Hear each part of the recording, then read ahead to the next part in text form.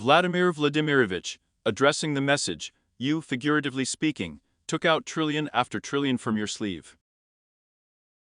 And so, they proposed a plan for the development of the country that is absolutely amazing. This is a different Russia, with a different infrastructure, a different social system, well, just a dream country. But I just want to ask your favorite question from Vysotsky, where is the money, Zin? Have we earned them at all? First of all, this has all been curtailed as a result of the painstaking work of the expert community, government specialists, and the administration. Everything completely fits into the budget rule, and in fact is quite conservative, because some experts believe that there should be, and will be, more revenue, which means that it would be necessary to plan large expenditures.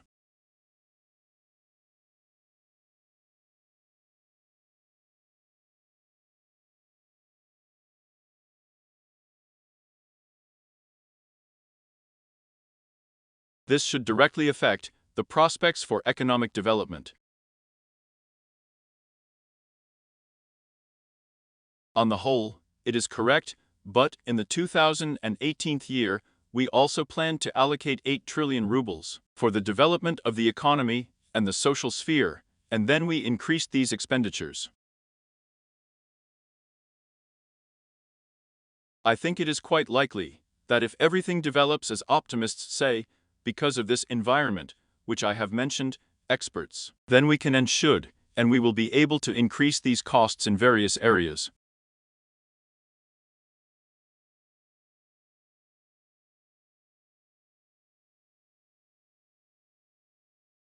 We are talking about a 6-year period. That's right, we are talking about a 6-year period. We are now setting up a budget for a 3-year period, for a 3-year, as we say, planned period.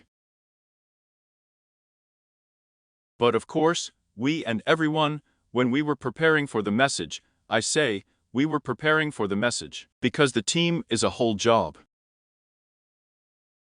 We proceeded from the assumption that we would calculate our income and expenses in those areas that we consider key, priority areas, for 6 years. But still, there are literally stunning projects. For example, the Sochi-Zhubga highway is 130 kilometers, of which 90 kilometers are tunnels, the rest are probably bridges, so judging by the landscape. 3 billion, 1.5 billion, in the first 3 years only. And the track should ideally be ready in the 30th year? That is, in general, how necessary is this, and is it enough to win? People need it this time. After all, families with children cannot get to Sochi by car. Everyone is somewhere in the Gelendzhik area and stops at Novorossiysk because the highway is very difficult, serpentine. There are several options for construction there, then we will discuss it literally in the next few days, or do it before Zhubga, or first do it from Zhubga to Sochi, do it in stages, some members of the government suggest. Others believe that you need to do everything at once, because otherwise there will be a narrow neck from Zhubga to Sochi.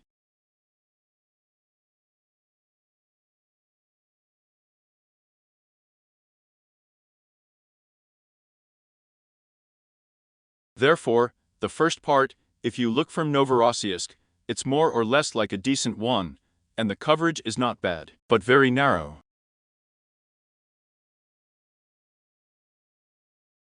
And if we make it to Sochi as the first part, then there may be traffic jams in this small space, of which there are enough there now.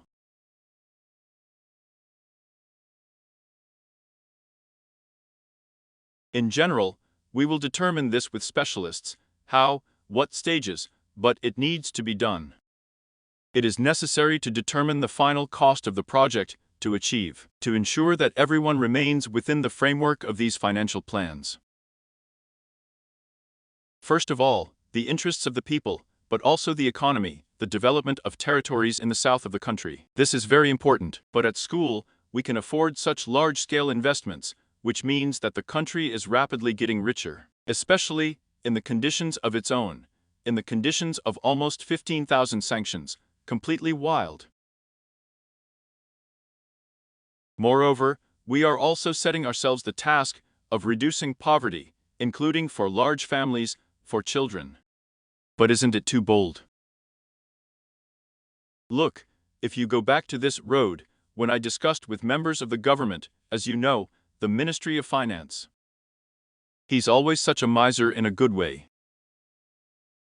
Everyone is very conservative about spending.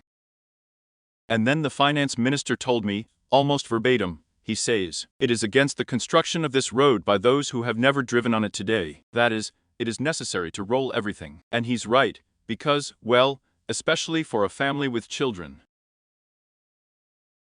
As for whether we are getting richer or not, the economy is growing, it's a fact. Moreover, it is a fact that has been recorded not by us, but by international organizations, economic and financial. We have really become ahead of the Federal Republic of Germany in terms of purchasing power priority. We have taken its place. The fifth place among the largest economies in the world, the German economy has shrunk by zero, as much as, in my opinion, 0.3% over the past year, and we have grown by 3 to 6%. Japan has grown a small percentage. But if everything develops at the same pace as today, then we have every chance to take the place of Japan and become the fourth economy in the world. And in a small perspective, in the near future. But here too, it must be said honestly, objectively, there is a difference between the qualities of our economy. In terms of purchasing power priority, that is, in terms of volume, we are really fifth now, and there is every chance of taking Japan's place. But the structure of the economies of these countries, of course, differs favorably from ours. And we still need to do a lot to ensure that we have a decent position, not only in terms of purchasing power parity, but also per capita first of all.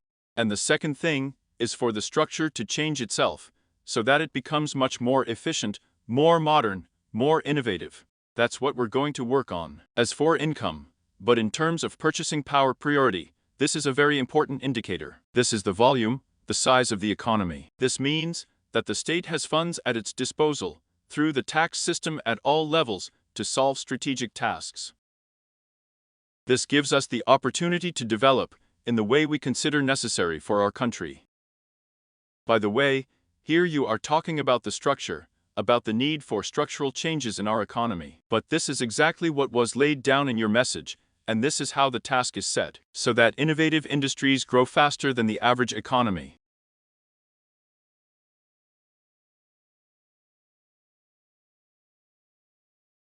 Well, yes, of course, but I've already said that. The structure is what we have to work on, and a lot depends on it. The future of our economy, the future of labor resources, efficiency, labor productivity depend on it. One of the main tasks today is to increase labor productivity, because in conditions of shortage of workers, labor resources, we have only one way of effective development, to increase labor productivity.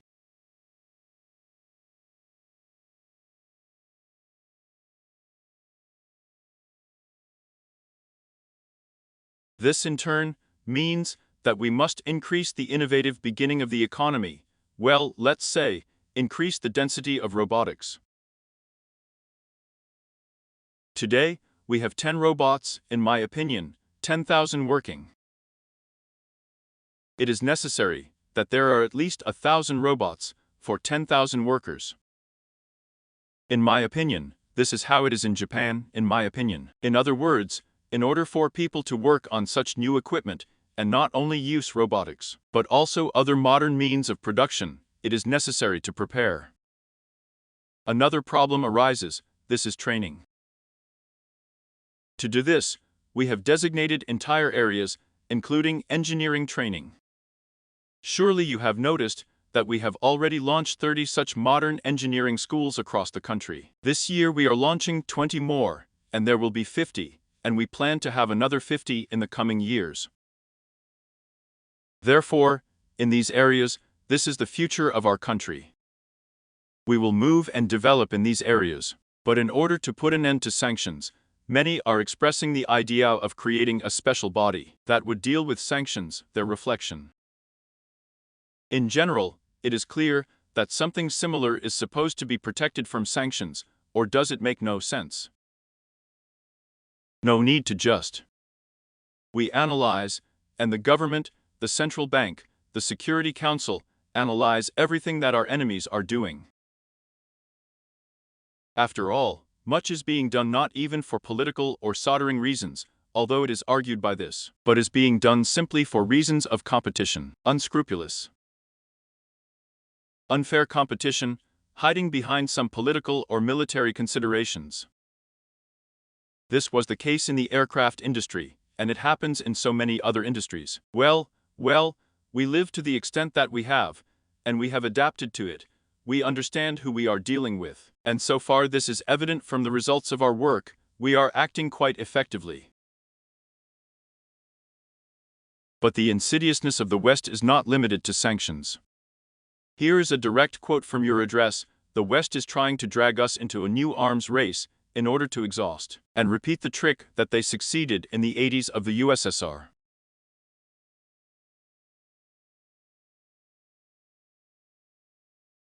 How is it here? How big is our margin of safety here, in the conditions of an arms race in fact?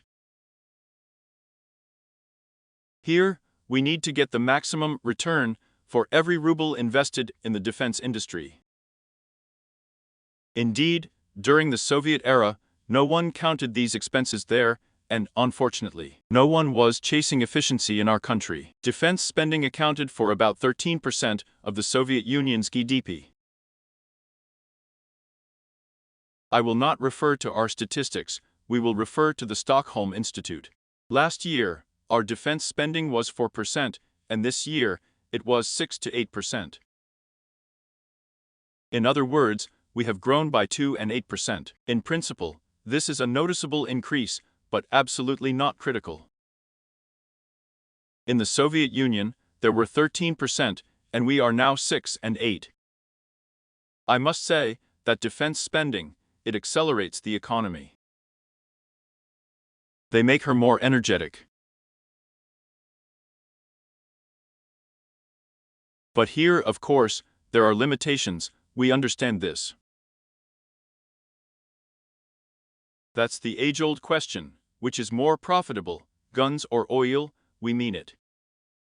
Although, I repeat, even the modern defense industry in our country, it is good because it not only indirectly affects civilian industries, but also itself, using innovations necessary for defense. It uses these innovations to produce civilian products.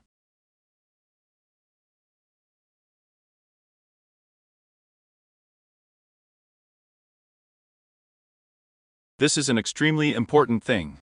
But first of all, our expenses, of course, are not comparable to how much in the United States.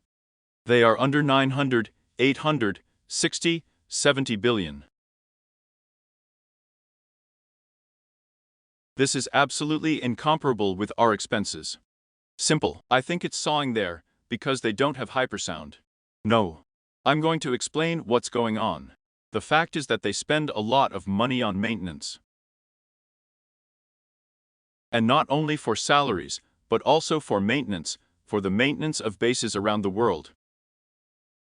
And there, as if everything goes into a black hole, there is nothing to count. That's where the main cut goes. Although, in the production of weapons of destruction, weapons in general, money is also spent there, which is difficult to assess. If we calculate how much they cost us, say, a well-known missile defense system, and one of the main components of overcoming missile defense on our part is a Vanguard intercontinental. An intercontinental missile, a gliding block of intercontinental range. Well, just incomparable values. And we, in fact, zeroed out everything they did, everything they invested in this missile defense system. That's the way to act. And of course, without any doubt, the economy of our armed forces itself, it must meet today's requirements. Vladimirovich, the word justice is a magic word for the Russian language.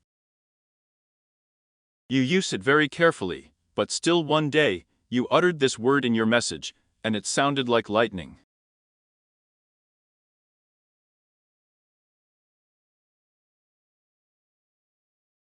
You said that the distribution of the tax burden should become more equitable in Russia, and suggested that the government think about it.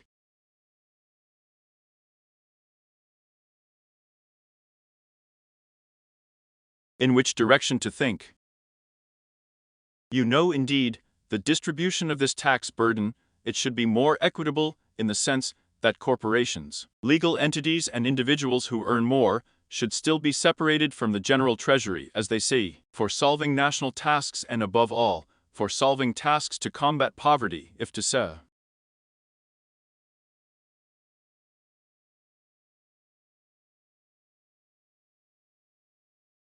Progressive tax. In fact, a progressive tax. I would not like to go into details now, we need to work on this. And in this way, we need to build this system, so that it really gives a great return for solving, first of all, social issues and tasks facing the state in this area. We plan to reduce the tax burden, for example, for large families, and take a number of other steps in this direction. It seems to me that society is perceived this is absolutely normal, the first one, and secondly, what is the business itself asking of us? They ask us to decide on the taxation system, but do not touch it anymore, so that it is stable. This is the most important request and requirements from the business side. This is what the government should do in the very near future, together with the deputies of the State Duma, to submit a proposal. Progressive tax, we won't scare anyone off. We used to be afraid of scaring someone off with this progressive tax all the time. No, I don't think so. In principle, this system has been established in our country. Even those who were ardent supporters of this flat scale, the authors of this flat scale, now believe that, on the whole, we are ripe for acting much more selectively.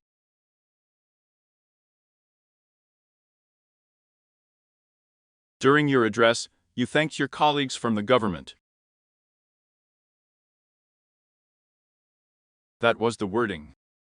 Does this mean that Mishustin's government will remain in the event of your victory? Well, you still need to. We need to talk about this after the elections, after the votes are counted. It seems to me that this is simply incorrect now. But in general, the government is working. As we see, the results are obvious. These are objective data. It works quite satisfactorily. You mentioned a reduction in tax time for large families. In general, children and the demographic situation. These topics were very voluminous in your address. Indeed, the question is quite painful, because demographically Russia is melting. And last year was an anti-record birth rate. Well, as you know, now on 1, the birth rate in my opinion is 131, 130, 1, or 30, 1, 39 children per woman of childbearing age.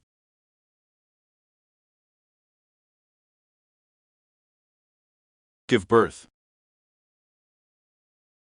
But perhaps ideally, we would need to double, probably 3, because this is literally a disaster for society. Nevertheless, you have proposed a fairly large-scale program to support motherhood and such demographic incentives.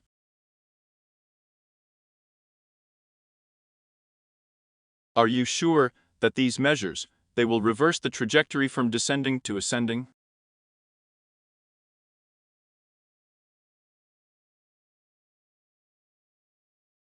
Well, in general, if we proceed from all measures to support families with children, then over the 6-year period, we plan to spend up to 14 trillion rubles through various channels. That's a lot of money. And there are a lot of areas of support for families with children, starting with general social ones. The construction or renovation of kindergartens, the construction of new schools, the repair of old schools, bringing order in accordance with the requirements of today, support for women from pregnancy to 17 years of a child.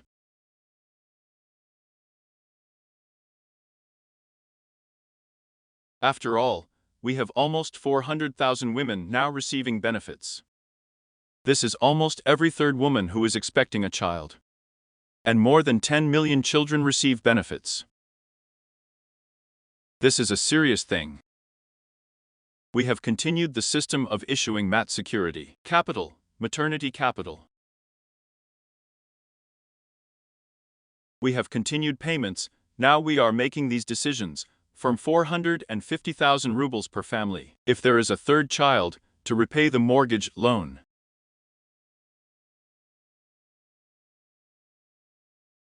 We have retained mortgage benefits for families with children. In general, there is a whole set in very different directions in order to support families. And of course, you have already mentioned this, and this is the fight against poverty, because of course, it is much more difficult for families with children than for those families where there are no children.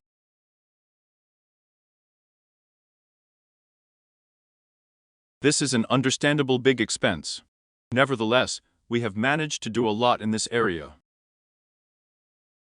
Look here, if you look at 20 years ago, we had, in my opinion, 29% of the population below the poverty line.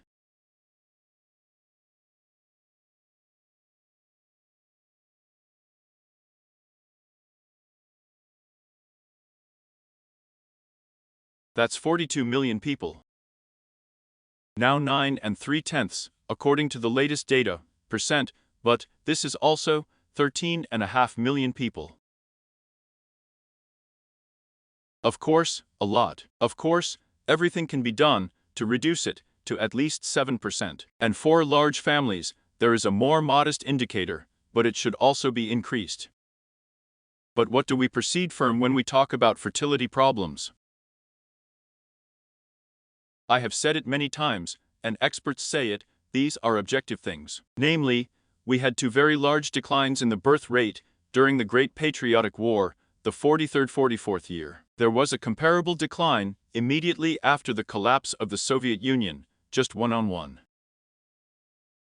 The same decrease in the birth rate. It is clear why the social support system collapsed, no matter how weak it was in the USSR, if we can talk about it, but still it was. And after the collapse of the Soviet Union, it also disappeared almost completely. And the poverty began to be complete. Well, there's no need for me to talk about it now. In any case, the horizon of family planning in these years, it decreased, and the birth rate fell before the war years. Then we had a rise, and now we have quite a large number of children, young people, who will enter adulthood and childbearing age in a few years.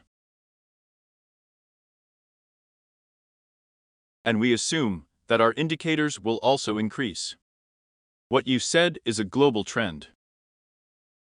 There are only a few developed economies that show positive demographic dynamics. In all other countries, everything goes into negative territory. This is a complex problem related to the economy, women's life priorities.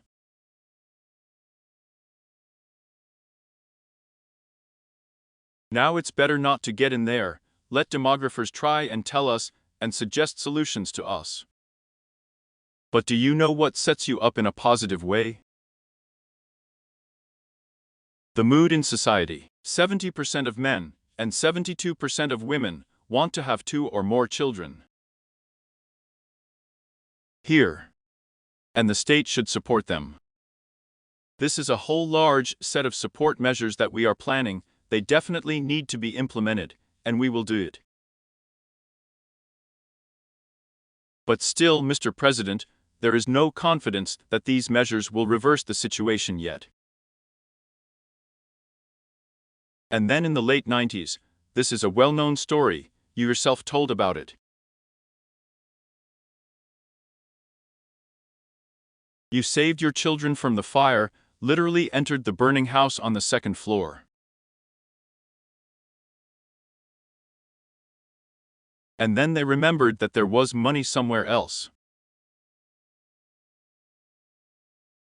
But the money was in a fire and burned. This speaks to your priorities. First the kids, then the money. Maybe now it's the same on a national scale, let alone spit, and not 14, but on everything. And create such a program to guarantee to reverse this situation. You know, we need to look at this in the course of events as they see. At the beginning of the 2000s, we took a number of steps in the field of demography, including maintaining maternity capital, a number of other measures that gave an obvious positive result. We can achieve the normal ones we need. Experience like this. There is experience. There is experience. And using this experience and other modern developments, we still have to count on the fact that we will achieve the goals that we set for ourselves. And as events develop, we will adjust these measures or add something else to the measures that we will apply.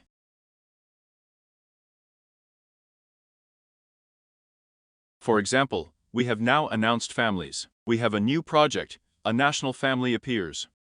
There are elements there, elements that we have never used before. For example, 75 billion will be planned by the region, where the birth rate is lower than the national average. And mainly these are the central regions of Russia and the northwest. 75 billion is a decent amount of money. It is only necessary to dispose of them competently and competently. There is also such a component as caring for the elderly. There are other support measures. We need to raise the birth rate and increase life expectancy, and then we will stabilize the population of the country. But this is the most important integral indicator of our successful, or perhaps work, that requires additional attention from all administrative levels and authorities.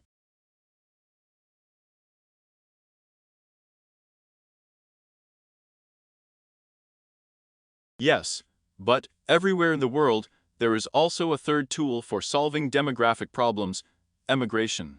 What figures can we talk about here in this 6-year period, and what does consistency mean in this work? If we talk about migrant workers, we do not have so many emigrants compared to other countries. They make up 3 to 7% of the total number of employees, but they are concentrated in those regions where economic life is most active, and there, of course, there are an order of magnitude more of them. These are the Moscow region, Moscow, the northwestern region, some regions of the north, where the level of wages is decent. But without any doubt, this is an issue that requires special attention from the local, regional, and federal authorities. Here is what I would like to say. Here is a very important thing. After all, when migrant workers are attracted, they always talk about the need to do this due to a shortage of workers. Our entrepreneurs should understand that the situation for them, in terms of the availability of workers, will not change for the better in the coming years.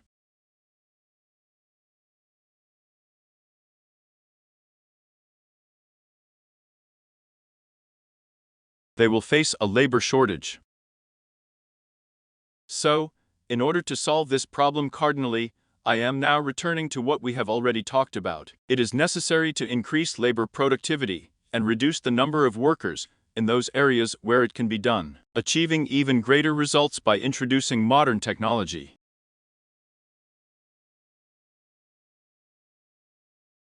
But to do this, we need to invest in this area and train personnel. We are already talking about this too. This is the most important thing we need to think about, but in general, of course, migration policy. This is an important tool in the economy. It's not a sin to look at the experience of other countries. First of all, of course, we need to talk about the repatriation of our compatriots. What repatriations are and what compatriots are, we have already reflected in the regulatory framework. There is no need to repeat here. Here, we need to talk about attracting people who perhaps are not going to move to the Russian Federation, but because of their qualifications, because of their talents in various fields, they can make a significant contribution to the development of our state in various ways, to the development of Russia. We will also be happy to attract such people. As for traditional migrant workers, we also need to think about how to prepare them for coming to Russia, including with our partners in the countries where they live. This is learning the Russian language, our traditions, culture, and so on. They need to be taken care of here in a human way, treated so that they integrate into our society in a natural way.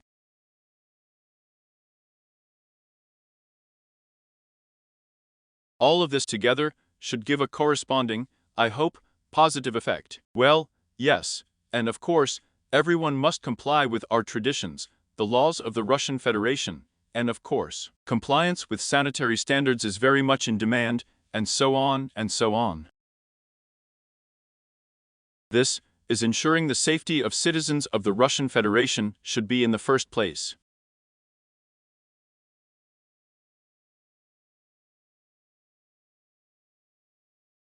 The Russians are probably the largest divided nation in the world. You had a conversation with the leaders of Russia and one of your interlocutors. One of your interlocutors said that in the Zaporozhye region, we found out that they are the same Russians as we are, for them it is today. It was such an impression that it sounded like some kind of revelation. Well, in general, it really is, and we are now growing into new regions.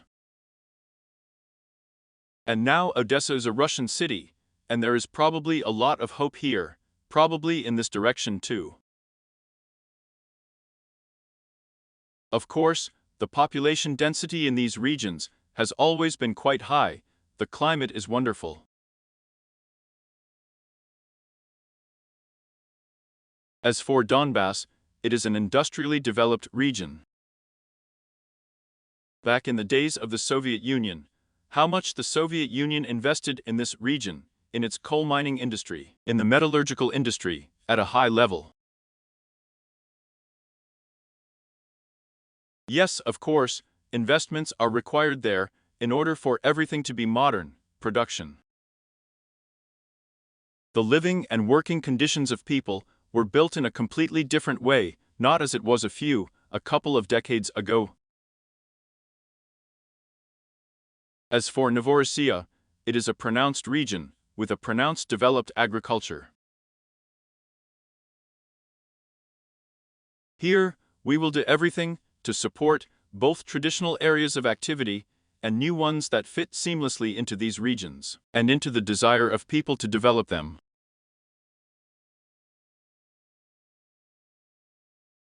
And there, you know, as people are very talented. Moreover, as I have already said, even taxes are already going to the federal budget from there. Yes, they need help at this stage, help, support, pull them to the Republican, federal Russian level. But they will work, and they will work very quickly.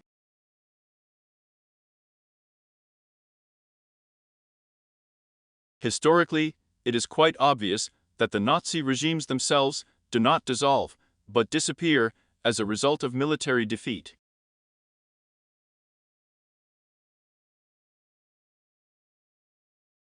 So it was in Germany, in Italy, in Japan. The same thing, obviously, will happen with the Bandera Nazi regime. And we are now advancing along the entire front line. Judging by the message and the Ministry of Defense, our war correspondents. Still, was it possible to find a way to fight when our losses are less on the offensive than on the defensive?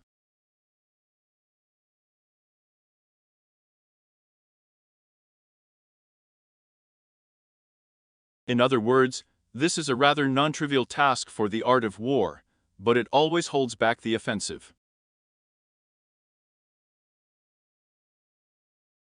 Here is this thrift, which is completely justified in relation to our hero soldiers. But this question, it arises, how to move forward with minimal losses. The question is clear and fair, but the answer is also simple. It is necessary to increase the means of destruction, the number and power of the means of destruction, to increase the effectiveness of the forces and means used. Aviation. Both tactical, army, and strategic, I mean, of course, in those components that are acceptable for armed conflicts of this kind.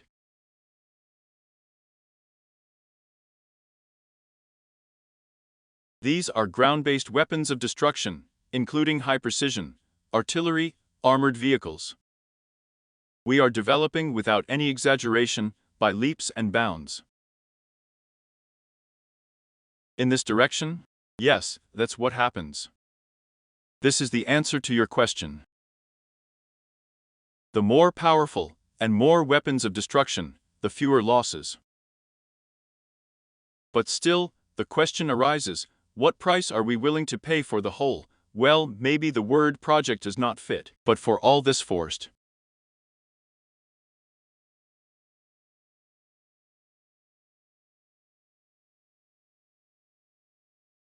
For all this challenge that we are forced to face.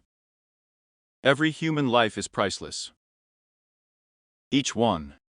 And the loss of a loved one for the family, for any family.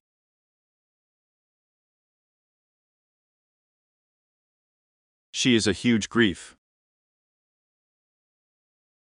But the question is what? The question is, in determining the very fact of what we are doing. What are we doing? In fact, we met today, as you have just noticed, one of the participants in the conversation said, we found out with surprise, that there are the same Russians as us. And we came to the aid of these people. That's basically the answer to your question. If we abandon these people today, our losses may increase many times tomorrow.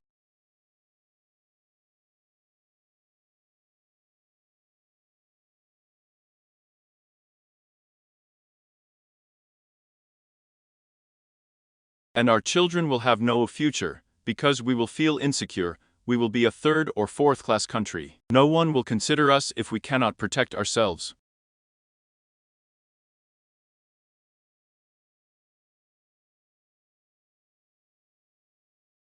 And the consequences can be disastrous for the Russian statehood. Vladimir Vladimirovich, the Americans seem to be talking about negotiations, about strategic stability, but at the same time, they declare the need to inflict a strategic defeat on Russia.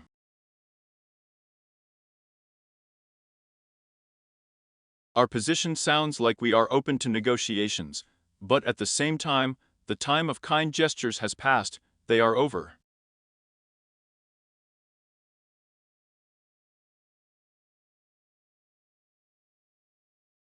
So there will be no negotiations. We have never refused to negotiate. But how can there be no oduda, no gestures, no compromises? It's like back then. I'll try to explain. When we were negotiating in Turkey, in Istanbul, I have already said this many times, I need to repeat it again, I will do it.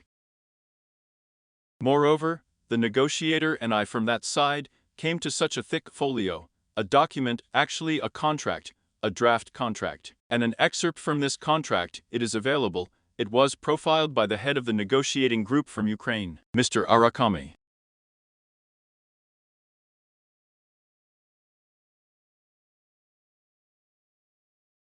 He did it, his signature is worth it, here we have it in the administration.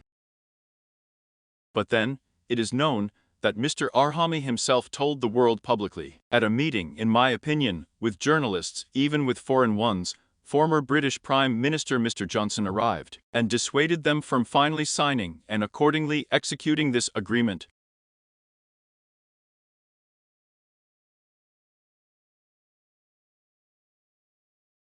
And the topic that you mentioned just now has started, it is necessary to defeat Russia on the battlefield.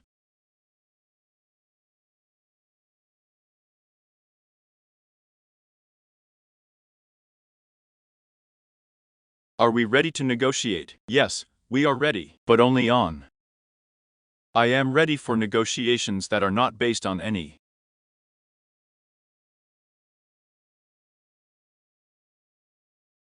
Some wishes after the use of psychotropic drugs are based on the realities that have developed, as they say in such cases, on Earth.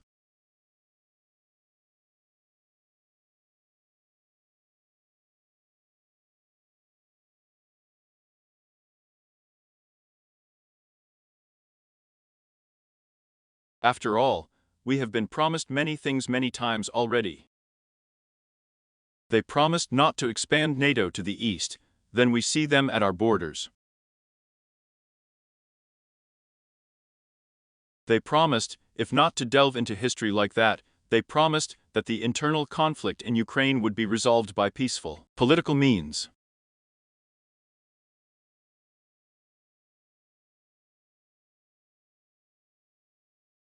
As we remember, 3 foreign ministers arrived in Kiev. Poland, Germany and France have promised that they will be the guarantors of these agreements. A day later, there was a coup d'état. They promised to fulfill the Minsk agreements and then publicly stated that they were not going to fulfill these promises, but only took a pause to arm the Bandera regime in Ukraine.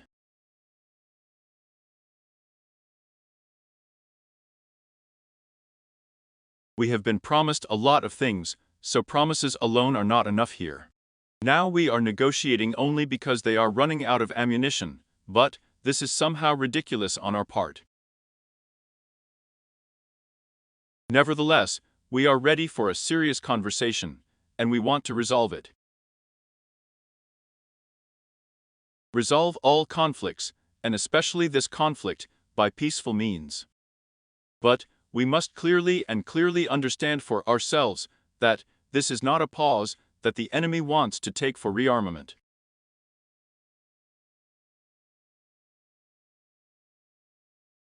And this is a serious conversation with the guarantees of the security of the Russian Federation. And we know the various options in question.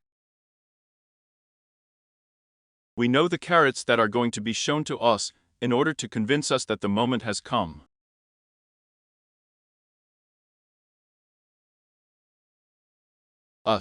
We want, I repeat once again, to resolve all disputes and this dispute, this conflict, by peaceful means. And we are ready for it. That's what we want. But it should be a serious conversation with ensuring security and up to the opposing side. But in this case, we are primarily interested in the security of the Russian Federation. We will proceed from this. It seems to me that we somehow look too noble. It will not happen that they are once again. We will conclude something with them there, and they will deceive us once again. And we will console ourselves with the fact that we are honest, they deceived us, that it is our fate in the end to remain fools all the time. Wait, but since the Americans, they minted medals for themselves in the 90s for winning the Cold War. And since then, all these decades have been decades of big lies. How can we hope that they will go and finally conclude an honest contract with us, which they will fulfill, and even with guarantees for us? But I do not know how to deal with them at all.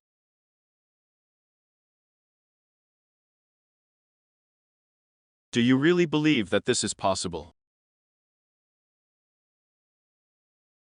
I don't want to say this, but I don't believe anyone.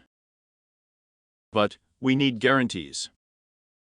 And guarantees should be prescribed, they should be such that we would be satisfied, in which we will believe.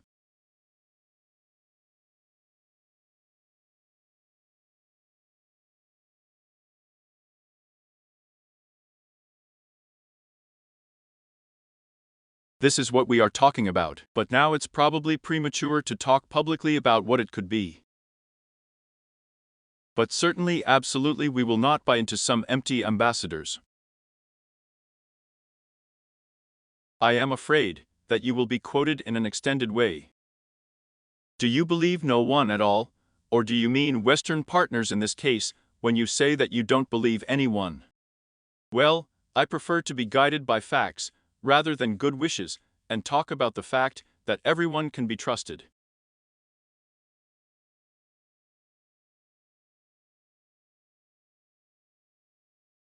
After all, you see, when decisions are made at this level, the degree of responsibility for the consequences of the decisions made is very high. Therefore, we will not do anything that does not correspond to the interests of our country. Well, what happened to Macron? Has he lost his mind at all? He is going to send French troops to fight with our army, so he looks like such a fighting golly rooster.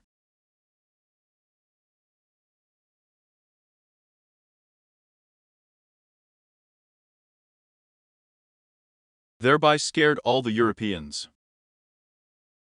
Yet how to react to this?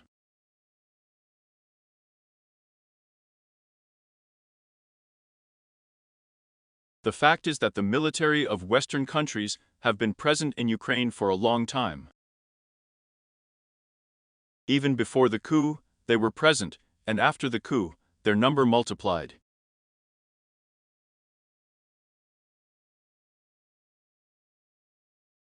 Now they are also present in the direct form of advisors, they are present in the form of foreign mercenaries, and they are suffering losses.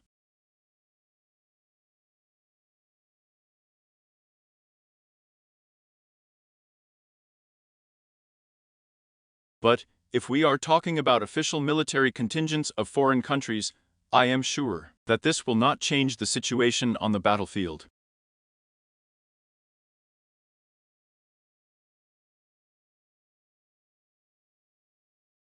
This is the most important thing. Just as the supply of weapons does not change anything. Second, this can lead to serious geopolitical consequences. Because if, say, Polish troops enter the territory of Ukraine for, as it sounds, to cover the Ukrainian-Belarusian border, let's say, or in such other places, to free up Ukrainian military continents to participate in hostilities on the contact line, then I think that Polish troops will never leave there.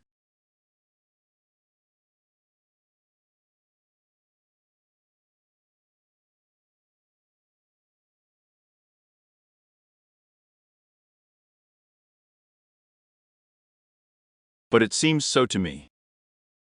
In this case then, because they'll want it back. They sleep and see, they want to return those lands that they consider to be historically their own, and that were taken from them by the father of nations, Joseph Sergeyevich Stalin, and transferred to Ukraine.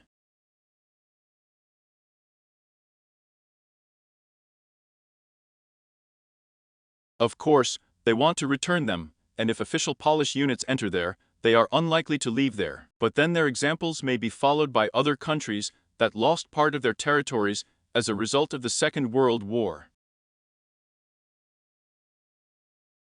And I think that the geopolitical consequences for Ukraine, even from the point of view of preserving statehood in its modern form, will, of course, become in all their full growth to Russia.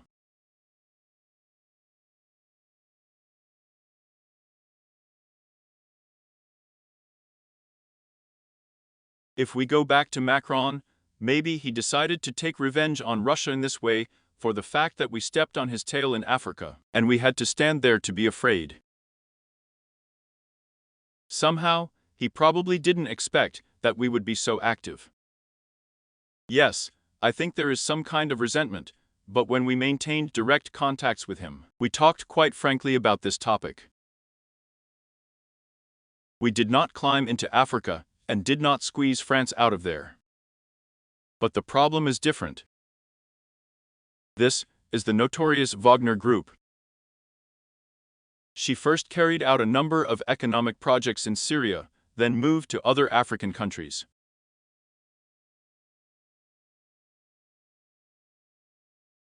The Defense Ministry is providing support, but only on the basis that this is a Russian group, nothing more. We didn't squeeze anyone out. It's just that the African leaders of some countries agreed with Russian economic operators, wanted to work with them, did not want to work with the French in some way. It was not even our initiative, it was an initiative on the part of our African friends. But it is unclear why we should be offended in this regard. If an independent state wants to develop relations with its partners from other countries, including Russia, it wants to develop relations with Russia. We didn't touch them, the former French colonizers in these countries. Yes, I even say this without irony, because in many countries where France has historically been a metropolis, they don't really want to deal with them, but we have nothing to do with it.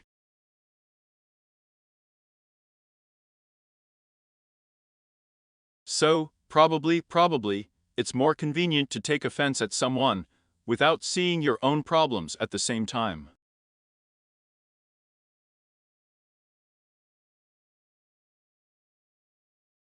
There may be such an acute reaction, quite emotional, on the part of the French president, is connected, among other things, with what is happening in some African states. Although I know other African countries where they are calm about the French stay, and say that yes, it suits us, we are ready to work with them. But in some countries they don't want to. But we have nothing to do with it. We are not encouraging anyone there. We are not setting anyone up against France. We are not setting ourselves such tasks. To be honest, we do not have such state, national tasks, at the level of the Russian state there. We're just friends with them and that's it. They want to develop relations with us, for God's sake, and we are going to meet them, and there's nothing to be offended about. But now they say in France that there are no red lines left in relation to Russia, and nothing is impossible, and everything is possible. And in general, they want to somehow talk to us on the basis of a balance of power. What we just don't hear from France, from the West, from Lithuania. In general, some kind of chorus, not harmonious, but hostile. But maybe we should also take a non-standard decision, and at some point ask for help from the 2 million strong North Korean army.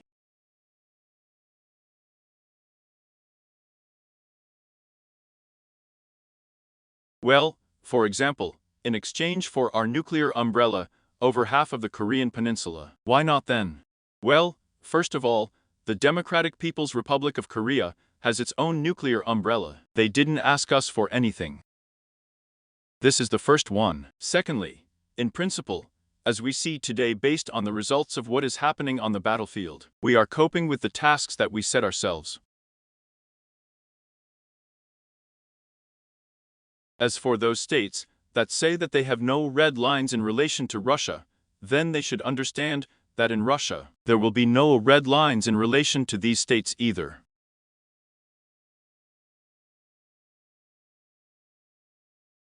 As for the small state of Europe, first of all, we treat everyone with respect, no matter what. And secondly, when these small states, call for a tougher policy towards Russia and take some extreme measures, including, let's say, to introduce troops and so on. After all, these are the states, and they understand this, that will not feel the consequences of the provocative statements they have made. But those who can feel, they behave much more restrained and correctly. But all these dances with Germany, with the Tauruses. Scholz says we don't deliver. There are forces that insist on putting up Taurs in Ukraine. The British are taking their initiative. They say, we are ready to send through England in transit. The goal is the Crimean Bridge. The generals are already planning German operations there, as we have heard, not only the Crimean Bridge, but also a military base, as they say, deep in Russian territory. Someone is already saying that these missiles can hit the Kremlin. In general, they don't really bury themselves in their dreams at all. They fantasize, they cheer themselves up first of all. Secondly, they are trying to intimidate us.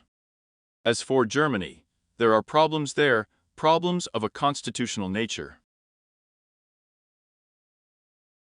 They are right to say that, if the RSs fall into that part of the Crimean Bridge, which of course, even according to their concepts is Russian territory, this is a violation of the Constitution of the Federal Republic of Germany.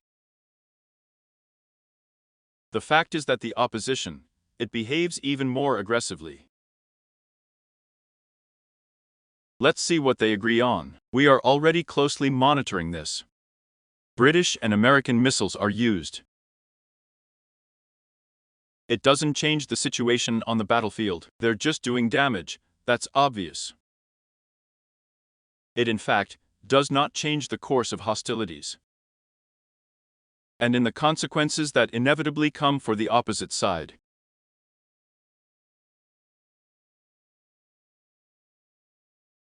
We are now hearing that they have your channels and foreign channels in the same FERG, all of them. German channels show what they have. How many are in a faulty condition, how many require improvement, modernization, and so on.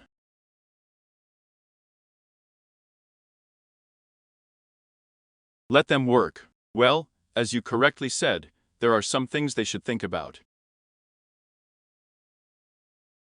Who is smarter, he thinks. But the new NATO members Finland and Sweden, in general, what have they exchanged for what? Swedish Foreign Minister Toby with Bellstroy suddenly told the Turks that Sweden was against NATO bases being on Swedish territory.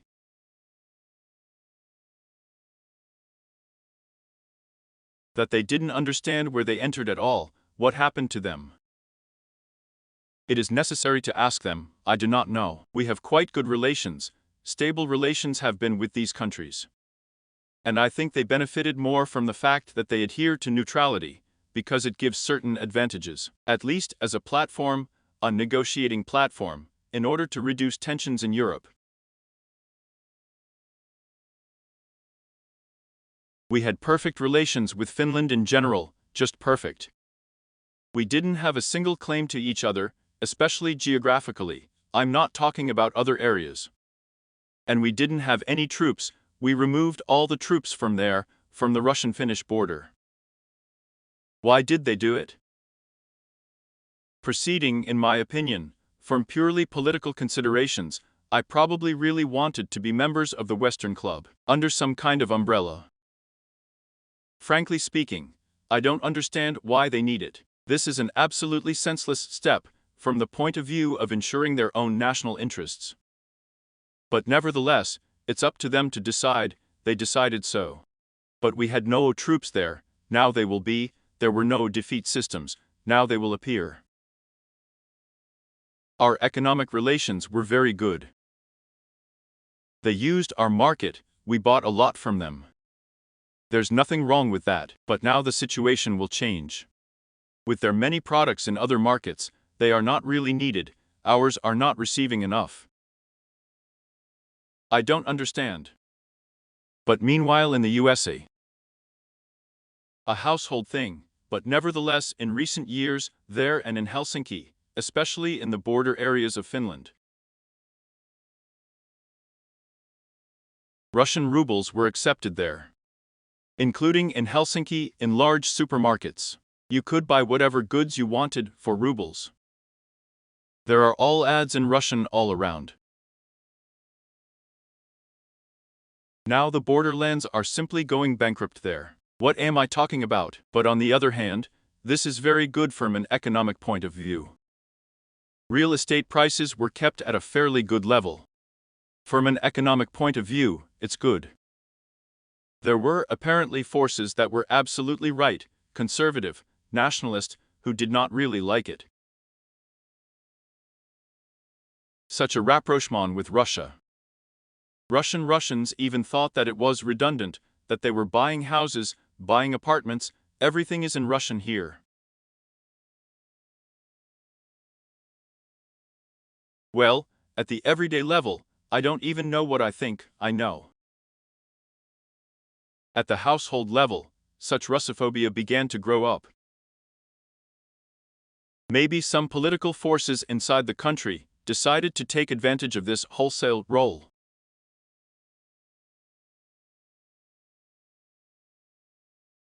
Maybe it is the totality of these factors that led to this decision. It seems so to me, but I can't say 100%. In any case, this is absolutely perfect, without improving the situation in any way, from the point of view of security, and in bilateral relations, and in Europe as a whole. But in the meantime, there is an active presidential election race in the United States. It can't do without you there. You invisibly participate in it, because each of the Republican candidates mentions you, and the Democratic Party argues in their speeches.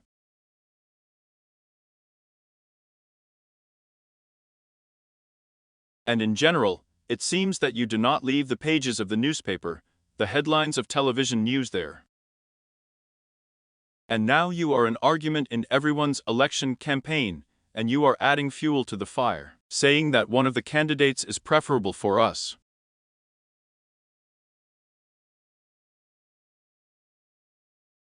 But if, in general, a foreign president says that one of the candidates in another country is preferable, then this is a classic interference in elections.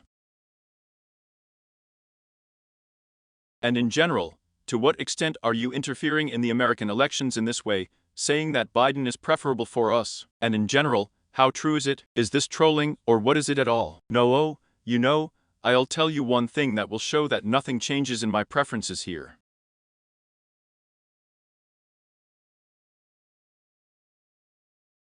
The first one. Second, we do not interfere in any way in any elections, and, as I have said many times, we will work with any leader who is trusted by the American people, the American voter. But here's what's curious. Even in the last year of his work as president, Mr. Trump of today's presidential candidates reproached me for sympathizing with Biden.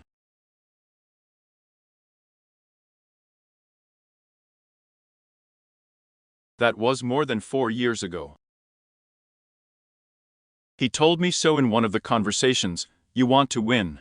Well, I'm sorry, I'll tell you how he is, it's just a direct speech. So that Sleeping Joe wins. He told me so when he was still president. And then, to my surprise, he began to be persecuted for allegedly supporting her as a candidate under some circumstances.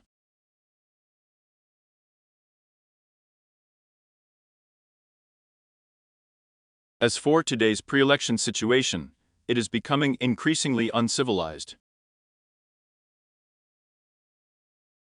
And I would not like to give any comments on this. But it is already absolutely clear, I think it is obvious to everyone, that the American political system cannot claim to be democratic in all senses of this meaning of the word.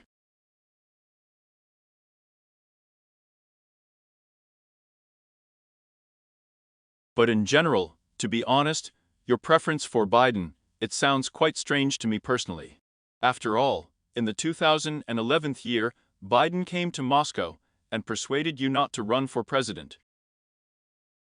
Do you remember this story?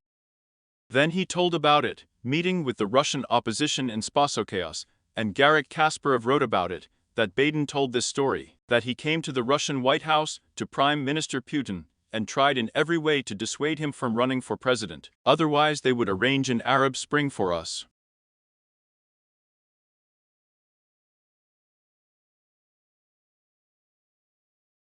In other words, Biden didn't really like it at all back then you had such a historic duel with him.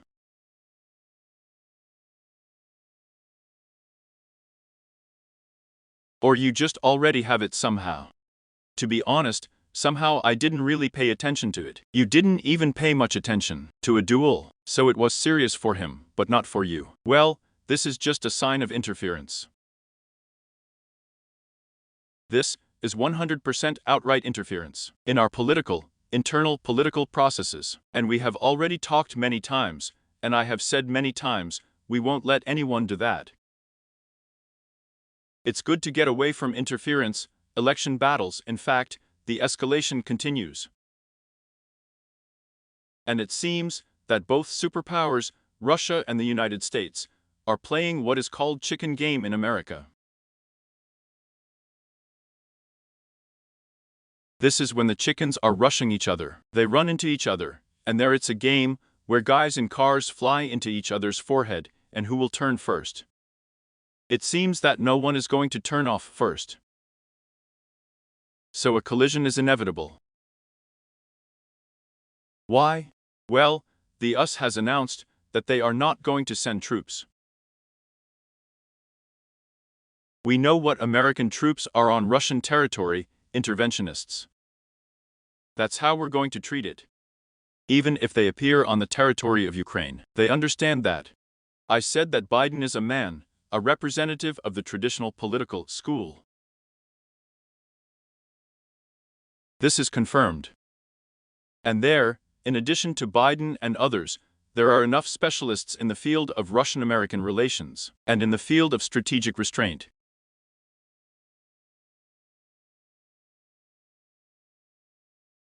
Therefore, I don't think that everything is rushing so head-on here. But we are ready for this. I've said it many times, it's a matter of life and death for us. And for them, it is a matter of improving their tactical position in general, in the situation in the world, and in Europe in particular, maintaining their status among their allies.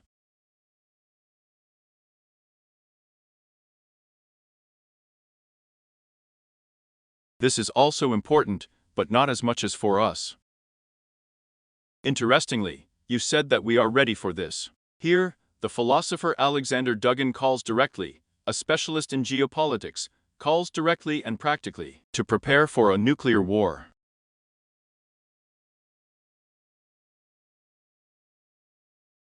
And the better we are prepared for it, the less likely such a war is, says Alexander Dugin. How can you even be ready for this? Are we really ready for a nuclear war? From a military technical point of view, we are, of course, ready. We have them constantly. They are constantly on alert. This is the first one. And secondly, and this is also a recognized thing, our triad, the nuclear triad, is more modern than any other triad.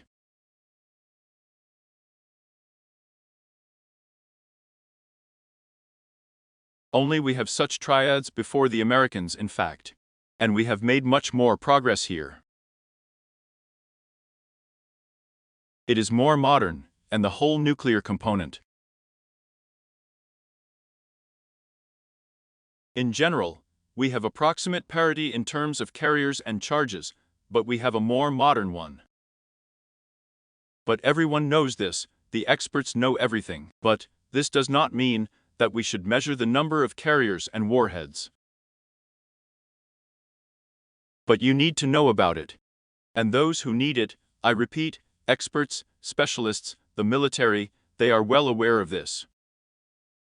They are now setting tasks to increase this modernity, novelty. They have corresponding plans. We know about it too. They develop all their components. So are we. But this does not mean that, in my opinion, they are not ready to unleash this nuclear war tomorrow, but they want to. Well, what should I do? We're ready. But maybe, to make it more convincing, at some point we will conduct nuclear tests. After all, we do not have international restrictions for this.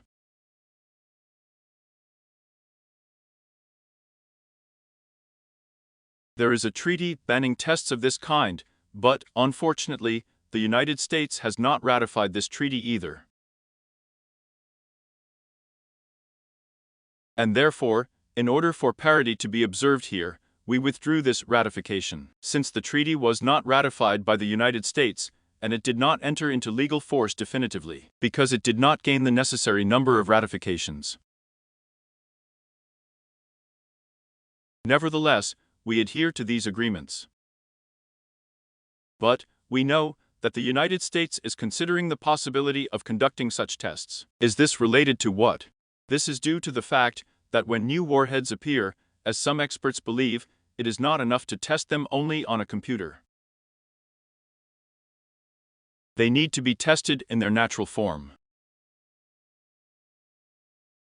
These are the ideas that are floating around in certain circles in the United States. They have a place to be, we know about it, and we are also looking if they conduct such tests. I don't rule it out, absolutely, we need it, we don't need to think about it yet, but I don't rule out that we can do the same. But are we technically ready for this? Yes, we are always ready. I want it to be clear. These are not ordinary types of weapons. This is the type of troops that are in constant combat readiness. Vladimir Vladimirovich, but still, in the difficult moments of last year at the front in connection with Kharkiv or Kherson, did you have a thought about tactical nuclear weapons? Despite the fact that it was at the suggestion of the then command of this group that a decision was made on our part by foe about the withdrawal of troops from Kherson. But this did not mean at all that our front was falling apart there. There was nothing like it anywhere near. It just happened in order not to incur unnecessary losses among the excess composition.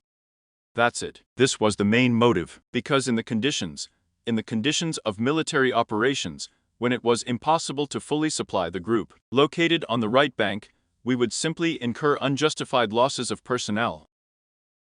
That's why it was decided to relocate to the left bank. And the correctness of such a choice was confirmed by what the Ukrainian command tried to do in certain sections of the left bank, in the same locality to the market. Just like throwing their people into a meat grinder, that's all. They have been running barefoot there lately in the literal sense of the word,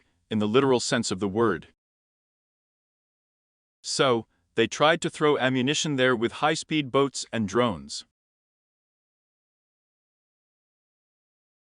Well, what is it? Well, it's just for the slaughter. They were just sent to slaughter. I once asked the chief of the general staff, well, there is nothing secret here. I say, listen, what do you think, and who makes such decisions from the other side?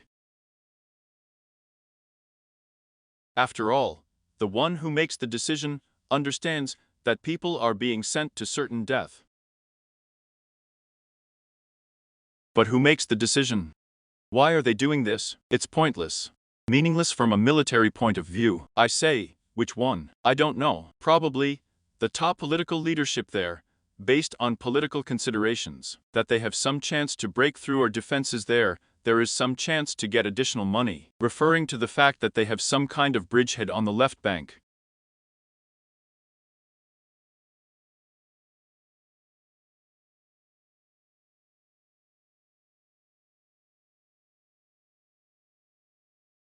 Here is some chance to present your position beautifully at international meetings.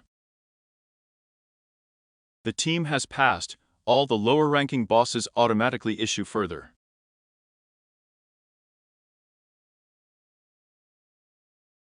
By the way, the prisoners who were captured there surrendered. They show that they did not even know what situation they were getting into there. And let's say, new units are thrown there, they say, there is a stable defense, let's continue, help. They couldn't even get to the left bank anymore. A tragedy. Natural from their point of view, absolutely. That's war. Therefore, why should we use weapons of mass destruction? There is no need, there has never been such a thing. In other words, such an idea did not occur to you. No. But, weapons exist to be used. We have our own principles. What are they talking about? That we are ready to use weapons, including any weapons, including those you mentioned. If we are talking about the existence of the Russian state damaging our sovereignty and independence.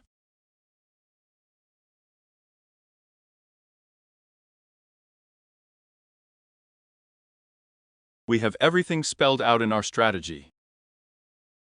We didn't change it. When the outgoing President Yeltsin invited you to run for president,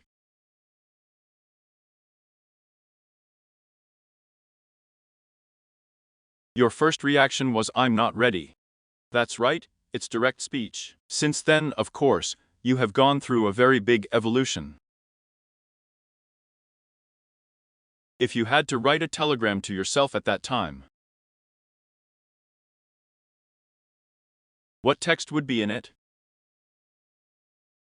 You see, this is completely. It's like a Yankee at King Arthur's court or something like that. It is impossible to answer this question, because the question was asked at that time. In the context of the historical and economic situation in which the country was located, the internal political situation, and the situation from the point of view of internal security.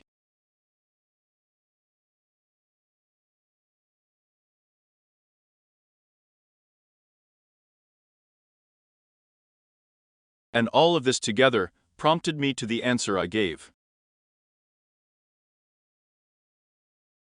I'm not ready for that. And not because I was afraid of something, but because the scale of the tasks, it was just huge, and the number of problems was increasing every day like a snowball. Therefore, I said it sincerely, and not because I repeat, I was afraid of something, because I think I am not ready to solve all these problems.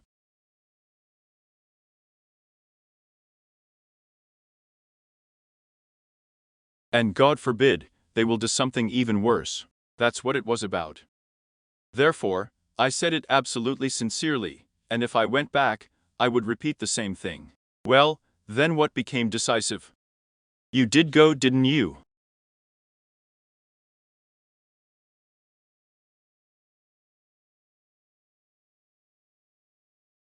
Probably, conversations with Boris Nikolaevich. Well, probably the most important thing in the end.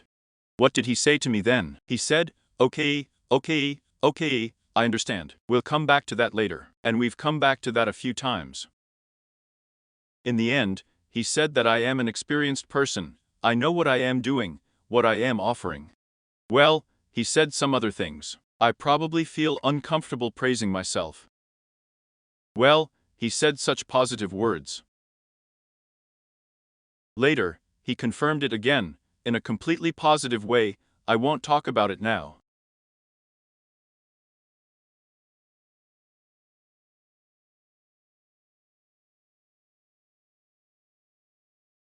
When the work started, everything was completely different there. You know, when you work there, you think, this is what you need right now, this is now, this has gone and gone. There already, when you get involved in work, it's a completely different story. No time to be afraid already. Yes, it's not about fears, but it's about understanding the ability to solve these problems.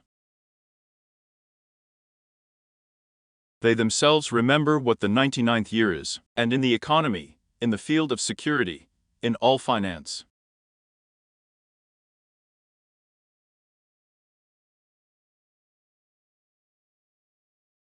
You once told me that admission to Leningrad University was for you, this preparation for admission, a turning point for you.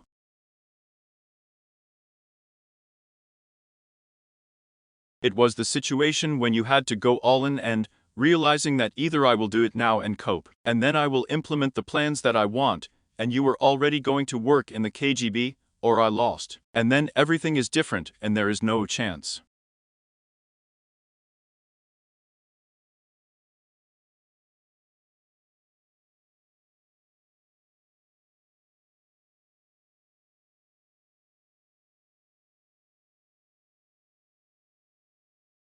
That Russia is now also in a position where it is necessary to play all in. First of all, I didn't have such a position then. Because yes, I wanted to work in the state security agencies. That's exactly the admission. It was such a turning point, that's the feeling, right? That is, either that or it's the same. Not really, because I was told, I just came to the reception and said, I would like to work, what is needed for this? The alternative was simple. I was told, you either need to get a higher education, and it's better to have a law degree, or serve in the army, or have at least 3 years of work experience, but it's better to serve in the army. So if I hadn't gone to university, I would have joined the army. Yes, it was a longer path to the goal that I set for myself, but it's still fervor. But there is always an alternative. You acted with tension. Well, yes, of course, because I studied it after all, at a school, with a chemical and mathematical bias. And here it was necessary to take humanities subjects. I had to leave one thing and do the other. Yes, of course, there was tension. It was necessary to independently learn a foreign language, German in this case. It was necessary to study history, literature, and so on. Russia is also at a crossroads now. Either it turns out, or Russia is not at a crossroads. It is on the strategic path of its development and will not turn away from its path.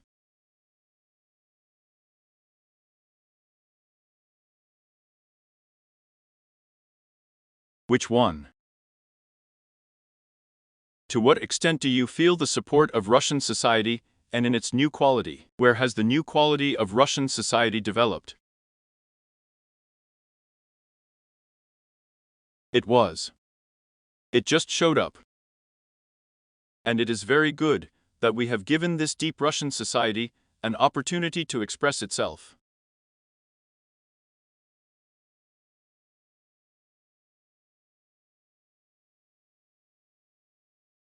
I think I have a feeling that people have been waiting for this for a long time. That an ordinary person, he will be in demand by the country-state, and be the fate of the country depends on him.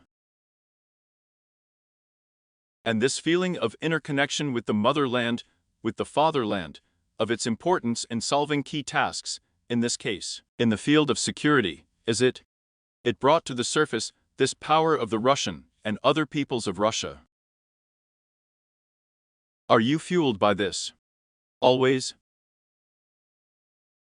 It's not that someone signs up. The fact is that I see the request of society. This is the most important thing, to meet the needs of society. But it's time to recognize that you play a key role not only in Russia, but also in the world, because billions of people associate with you the hope for international justice, for the protection of human dignity, for the protection of traditional values.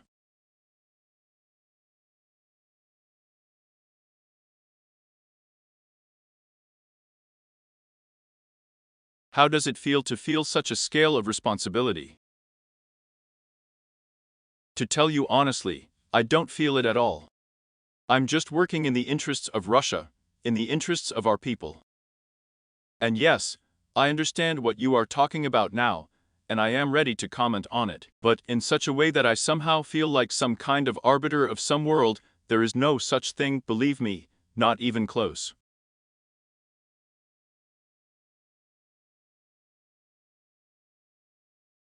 I am simply fulfilling my duty to Russia and to our people, who consider Russia their homeland.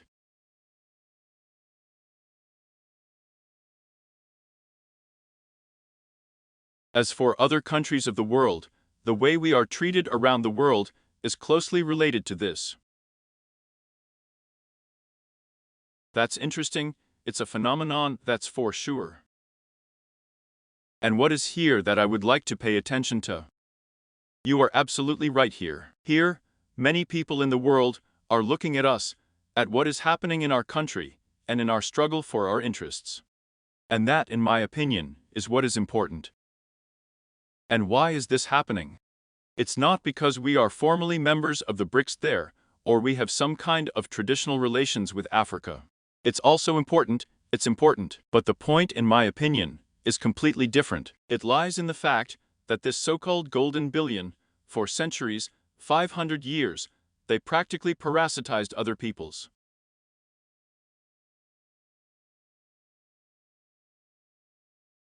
They tore apart the unfortunate peoples of Africa. They exploited Latin America, exploited Asian countries. And of course, no one has forgotten it. And I have a feeling that it's not even about the leadership of these countries, although this is very important, but ordinary citizens of these countries, they seem to feel in their hearts what is happening.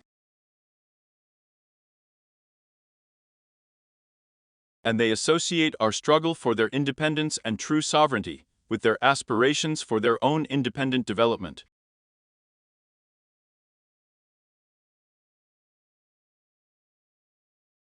But this is compounded by the fact that in Western elites, there is a very strong desire to freeze the existing situation, an unfair state of affairs in international affairs.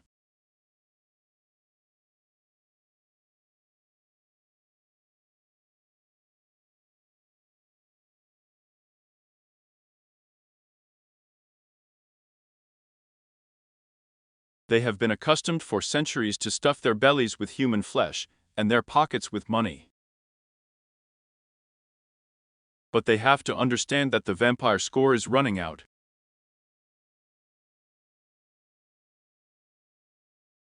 It is you who are hinting at them, as you put it in your appeal to colonial manners.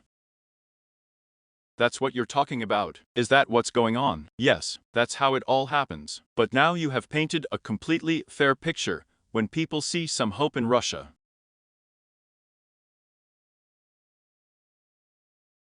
And here's how it happened that Western propaganda, with all its power and colossal resources and tools, could not pupate Russia like that, isolate and create a false image of it, although it sought in the minds of billions of people.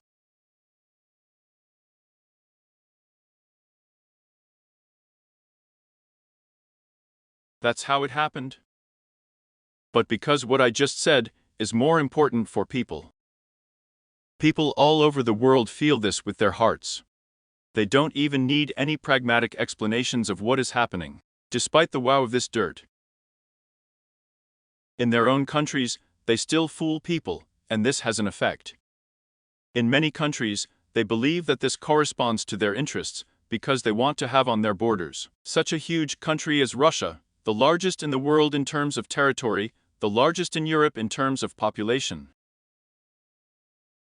Not such a large population in global terms, it cannot be compared with either China or India, the largest in Europe in terms of population, and now the fifth largest economy in the world. But why do we need such a competitor? They think not. It is better, as some American experts have suggested, to divide it into 3, 4, 5 parts better, so it will be better for everyone. They proceed from this. And here they are, blinded by this, part at least, of these Western elites, blinded by their Russophobia. They were happy when they brought us to the line after which our attempts began to stop the unleashed Western war, and the war in Ukraine from the 2014 year by force, when we switched to conducting a special military operation.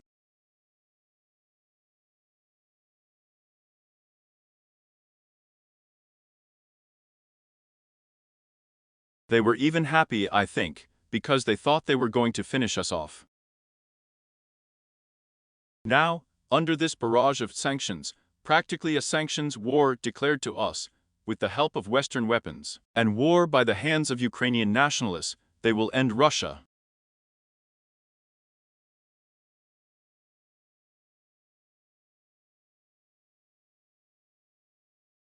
Hence the slogan, to inflict a strategic defeat on Russia on the battlefield. But later came the realization that this was unlikely, and even later, that it was impossible. And it came to an understanding that instead of a strategic defeat, they are faced with the impotence they faced, and with impotence, despite the fact that they relied on the power of the all-powerful United States, faced with the impotence of the unity of the Russian people, in front of the fundamental foundations of the Russian financial, economic system, its stability, and the growing capabilities of the armed forces of the Russian Federation.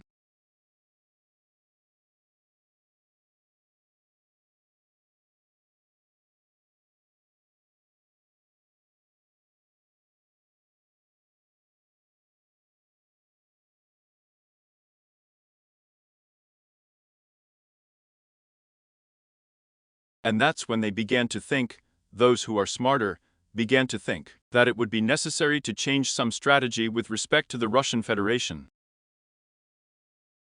But then there were ideas about resuming the negotiation process, finding some ways to end this conflict, looking for where Russia's real interests are here.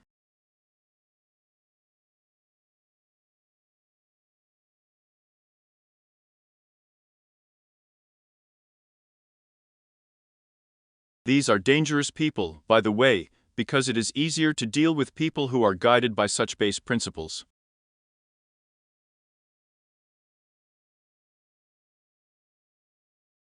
Do you remember how they used to say in Russia, what was the happiness of some at the household level? He's full, drunk, and his nose is full of tobacco. Yes, it's easier with such people. This is full, drunk, that is, full, drunk, nose in tobacco, because snuff was used.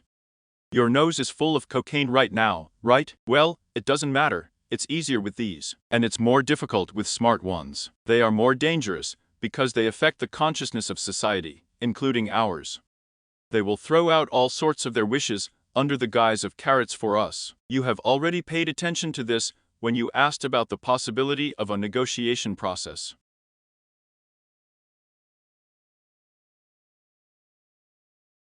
But nevertheless, this is where the contradictions within the Western community arose. This is an obvious thing, we see it. We are not going to deal with splits, they will do it themselves with brilliance. But we will certainly seek to respect our interests. I can't help but ask, Vladimir Vladimirovich, these attacks on the Belgorod and Kursk regions, just military actions that are taking place in our regions, they behave more brazenly, they feel something, what is it caused by?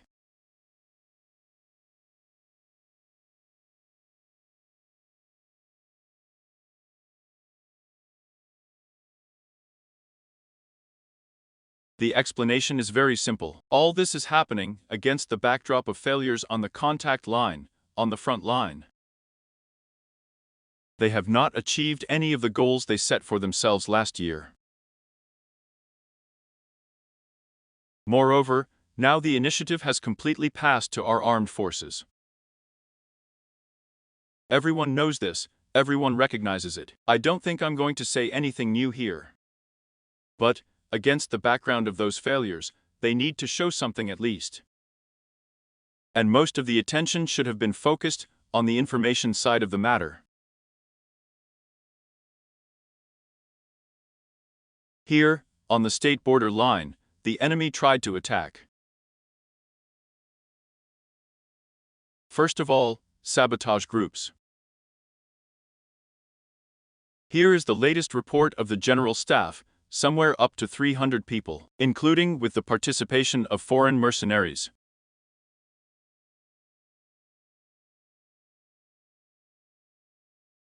The enemy's losses amounted to more than 300 people, more than 200, about 230 bonus. Of the 8 tanks used, the enemy lost 7 out of 9 armored vehicles.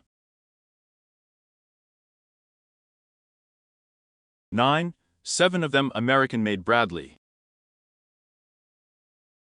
Other armored vehicles were also used, but mainly for the transportation of personnel. They are delivered, thrown out immediately.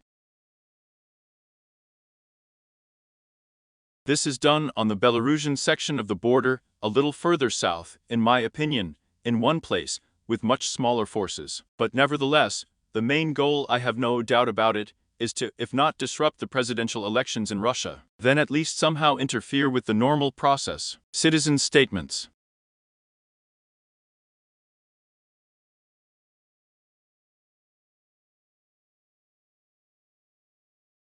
This is the informational effect that I have already mentioned. But the third thing is, if at least something works out, to get some chance, some argument, some trump cards in the possible future negotiation process. We will return it to you, and you will return it. I said that with people who are guided in principle, fed up, drunk and nose in a well-known material, it is easier to talk to them, because you can consider what they are going to do. They will also try on some other sites, but we see it. Vladimir Vladimirovich, we mentioned the episode when you rescued children from a fire. If you already have grandchildren, which country would you like to leave to your grandchildren? You know, at the first stage, we need to fulfill everything that was stated in the message to the Federal Assembly a few days ago. We have big plans, we have them of a very specific nature, in the field of economic development, social sphere, support for motherhood, childhood, families with children, support for pensioners. We have been talking very little about this lately, or not talking about it, but we have the appropriate resources laid down here as well. And this concerns the indexation of pensions, various benefits. It concerns long-term care for people who need it.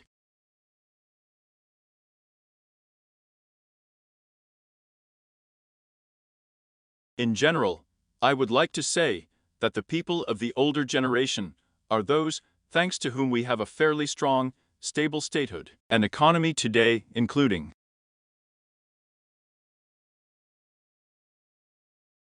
because, despite all the twists and turns, the hardest trials for the economy in the 90s, it withstood, thanks to their heroic work after the Great Patriotic War and during the economic recovery. Therefore, we should never forget about this, about the words of the older generation. We should always remember this and pay tribute to them. For today, ensuring their well-being. But the future belongs to children, so I have already talked about programs in the field of motherhood and childhood. But all this is done only on the basis of economics. I hope that it will be more technologically advanced, more modern, based on modern achievements of science, technology, information technology, artificial intelligence, robotics, genetics, and so on and so on. He is developing agriculture in our country, and modern technologies are also needed there. They are actively used and will be used further. But of course, the country will be self-sufficient in ensuring its security and defense. All of this together, we will have to multiply many times, and the future will be secured. Thank you, Vladimirovich, your confidence infects. Success in your noble deeds. Thank you, thank you, thank you.